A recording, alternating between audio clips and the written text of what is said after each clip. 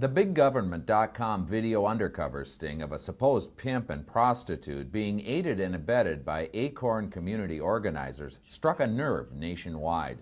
A backlash so acute that ACORN's political patrons in Congress voted to defund the activist group faster than they rammed through the stimulus.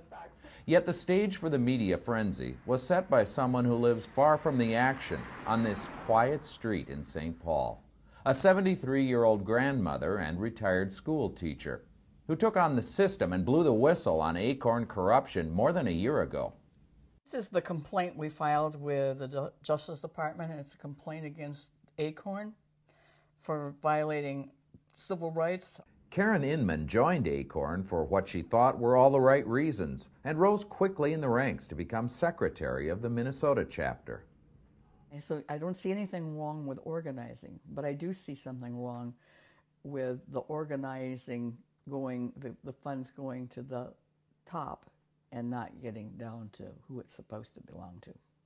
A year before the explosive video hit the internet, Karen Inman was serving on ACORN's National Board of Directors when she learned about the organization's now notorious nearly $1 million embezzlement case and cover-up, and more. ACORN owed over $1.5 million in unpaid federal taxes, over $500,000 in unpaid state taxes. Inman and a handful of others made headlines as the ACORN 8, insisting on an investigation and reorganization to make sure it never happened again.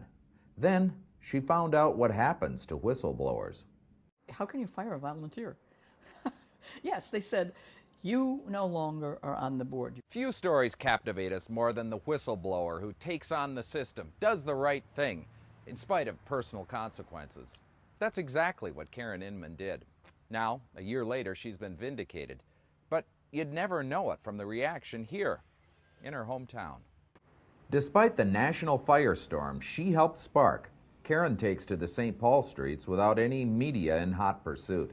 There's one place, however, where they know all about Karen Inman and her stubborn efforts to reform ACORN from the inside out. I would like to get a copy of the 990s, which are supposed to be available to any citizen who wants them. Though she says she's been banned from Minnesota ACORN's offices and threatened with arrest for trespassing, Inman still refuses to back down. I'm appalled that people don't step up, that they continue to bury their head in the sand. Whoa.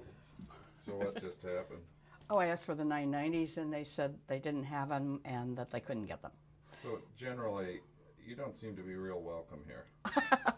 You got that impression when they locked the door when we left. Yeah, yes. I did. They asked us to leave. So, no satellite trucks or live shots in the whistleblower's sedate St. Paul neighborhood. But after more than a year of being ostracized and personally attacked for coming forward, Karen Inman finally sees an end in sight. I think what's going to happen is it's going to be a phoenix. It'll have to be burned down, and hopefully some agency will rise out of the ashes, but that does business in the right way. The right way, even when it means exposing an organization you want to believe in. This is Tom Stewart reporting from the St. Paul headquarters of Minnesota ACORN and home of the whistleblower whose activism just might lead to their downfall.